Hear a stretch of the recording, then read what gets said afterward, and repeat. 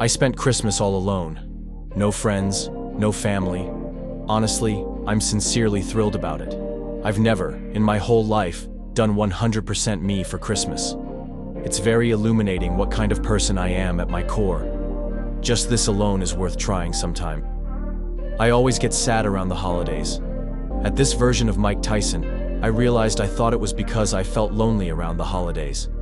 It's actually because every holiday season, I abandon myself. I spend time with people who I don't like, who don't value me, who can't see me. They reinforce the idea that I have no worth. I'm going full Chris McCandless. I'm doing me 100%. I'm going to shine more brightly than ever.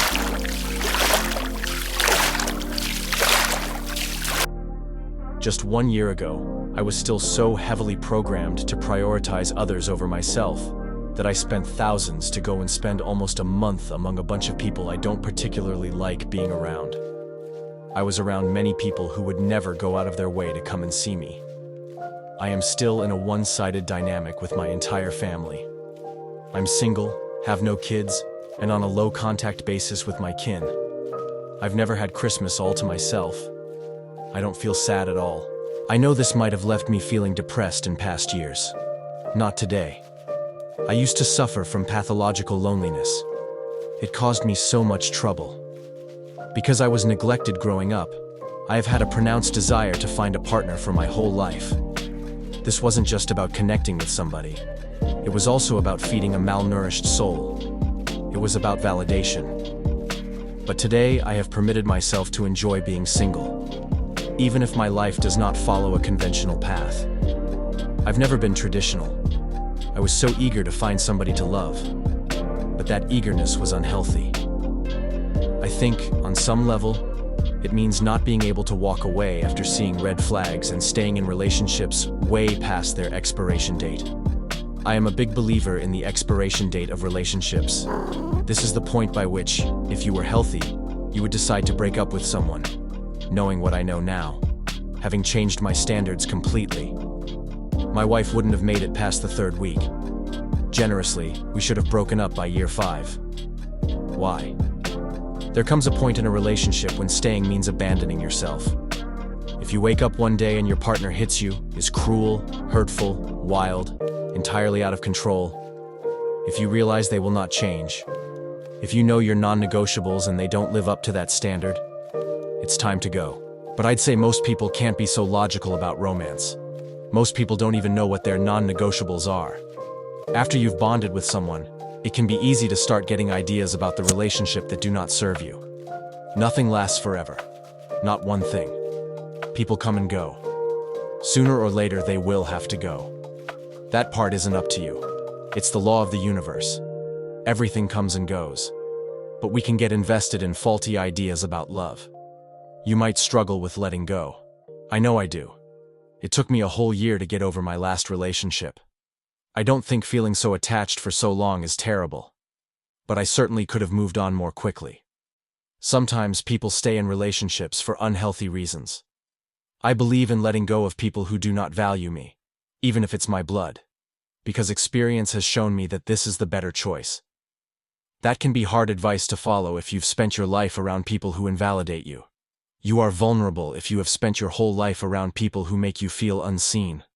There's a hole in your heart that needs filling. So, when you finally find somebody who does make you feel heard, seen, and valued, it's going to be hard to let go of your new drug. But sometimes you must.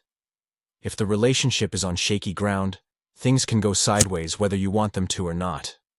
But either way, I think it's usually a mistake to stay in a relationship past that expiration date. You should not have to abandon yourself as a condition of meeting your need for love and connection. I already talked about what constitutes a good relationship. There are some ingredients that a healthy relationship can't exist without. Honesty. In other words, if you wake up and find out you married a pathological liar, you got the wrong one. Respect. If you devalue your partner, you undermine the entire relationship. Safety. If you introduce violence or some other destabilizing force to the relationship, it will make things worse. Moreover, recovering these non-negotiables is extremely difficult once they are gone. If someone hits you, that changes how you see them forever. You'll never be able to look at them the same way afterward. And, if you stay with someone who hits you, you are abandoning yourself.